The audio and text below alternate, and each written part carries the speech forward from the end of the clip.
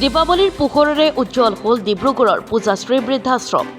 পোহৰৰ উৎসৱ দীপাৱলীৰ প্ৰথম দিনাই ডিব্ৰুগড় লেকাই ঠাকুৰ থানস্থিত পূজাশ্ৰী বৃদ্ধাশ্ৰমত উখল মাখল পৰিৱেশ। বৃদ্ধাশ্ৰম হ'ল এনে এখন আশ্ৰয় লোৱা ঠাই য'ত পৰিয়ালে পৰিত্যাগ কৰা বয়োজ্যেষ্ঠ আৰু আৰ্তজনসকলৰ বাসস্থান।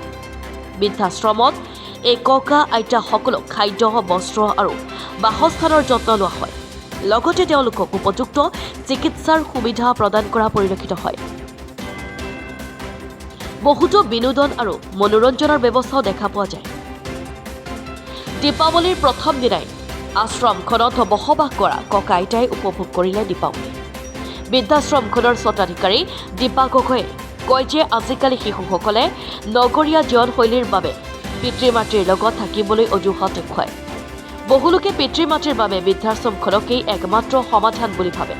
আনহাতে ককা আইতাসকলে গীত গাই দীপাৱলী উপভোগ কৰা পৰিলক্ষিত হয়। এনেদৰে কৰিব সেইকাৰণে অলপ এই জীয়াই থকা তেওঁলোকতো সকলোৱে 80+ আছে আৰুনো কেইদিন জীয়াই থাকিব, সেই জীয়াই থকা দিনকেইটা অকণমান উপভোগ কৰিবৰ কাৰণে মই আজি আইতাহঁতে ইমান ফূৰ্তি কৰিছে, দেখিয়ে ভাল লাগিছে। তেওঁলোকে ক'ব নোৱাৰা এটা দৃশ্য, যিসকলে দেখিব তেওঁলোকে হয়তো ৰিয়েলাইজ কৰিব যে আইতাহঁতে আজি ইমান সুন্দৰ এটা মানে উপভোগ কৰিছে, আজি ভাবিব নোৱাৰা এইটো মানে। হয়, অসমবাসী ৰাইজলৈ মোৰ এটাই অনুৰোধ, যিসকল নিৰ্যাতিত তেওঁলোকে যিটো জীৱন যাপন পাৰ কৰিছে, সকলোৱে আইতাহঁতক নিকৃষ্ট বুলি নাচায়, নিন্দনীয় বুলি নাচায়। তেওঁলোকে আন আইতাসকলে যিটো মৰম পাইছে তেওঁলোককো মৰম দিবৰ কাৰণে মই অসমবাসী ৰাইজৰ ওচৰত অনুৰোধ কৰিছোঁ। প্ৰত্যেকজন অসমবাসীৰ ব্যক্তিলৈ অনুৰোধ কৰিছোঁ, আইতাহঁতক যাতে অকণমান হ'লেও মৰম দিয়ক। মই যেনেকৈ অকণমান সুখ দিবলৈ চেষ্টা কৰিছোঁ, তেওঁলোকৰো দায়িত্ব আছে, তেওঁলোকো আইতাহঁতক অকণমান মৰমৰ দৃষ্টিৰে চাবৰ কাৰণে মই অনুৰোধ কৰিছোঁ। লগতে সদৌ এতিয়া দীপাৱলীৰ উপলক্ষে মই এই আশ্ৰমলৈ গালোঁ, আকৌ গাম।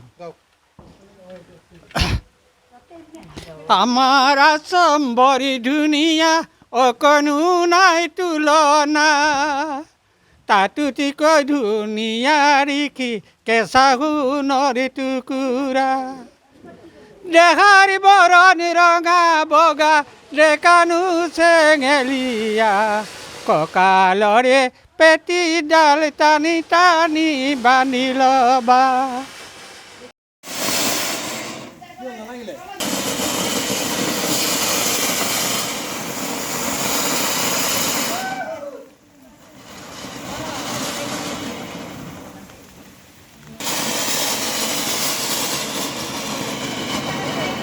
ঠিক আছে।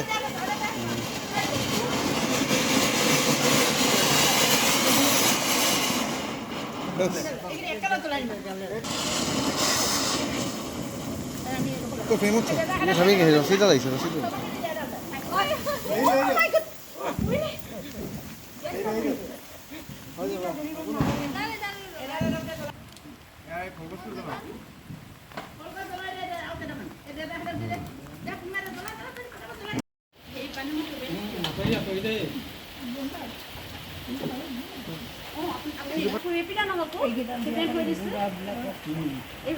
আপুনি নোৱাৰিব, বুঢ়া আপুনি নোৱাৰিব।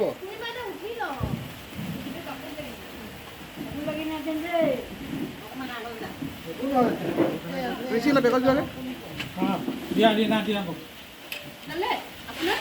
দিয়া